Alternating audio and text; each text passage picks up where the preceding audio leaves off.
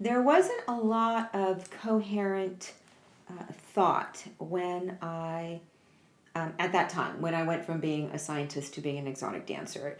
There wasn't a lot of consciousness around that.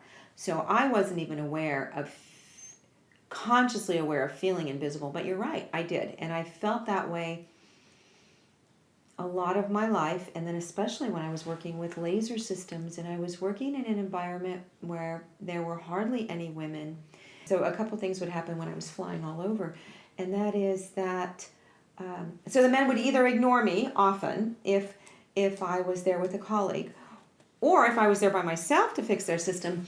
They just wanted to watch and hang out all the time, and I felt so uncomfortable for a few reasons. First of all, I didn't want to be watched, which is interesting because then I go into a profession where I'm watched. Yes. And but also I didn't want to be watched because again I did not have the confidence in what I was doing. So all the way around that was very uncomfortable. At times I felt invisible. Never necessarily feeling like an equal. Yeah. And your inspiration to, or your decision to leave, or actually to add a second career, which would open you up to such a connection with men. How was that inspired? How did that come about?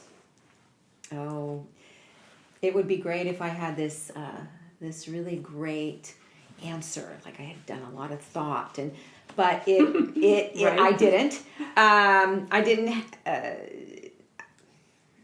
To be honest, I do write about this, so it is not a secret. But I am a woman in recovery, and so what happened while I was working on those laser systems, while I was flying around the United States and Canada, I was also a periodic drinker, and I took a lot of things to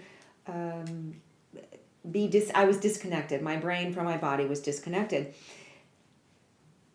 I became a sober woman, and then all of the feelings and emotion I had stuffed down for so long into my body using substances and using food and just so many things that I do write about.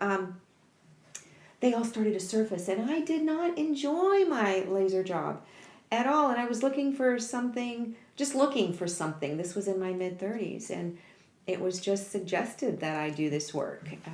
And if you want to know why or how it was suggested, you're welcome to read my book. But it was just suggested, and I was searching, and I went into a gentleman's club in San Francisco, and it looked like fun. That was the only reason. It just looked like fun. And the women were wearing what I was seeing all the women in our culture wear, and what the magazines tell us. The women were wearing their evening gowns, and they had their makeup and their jewelry, and the men were there giving them attention, and that looked like what women in this culture were being valued for. And it is what I sorely lacked in my own profession, because I was wearing jeans and a hard hat to work. And I love music and I love dancing, and it was just fun, and I just started doing it.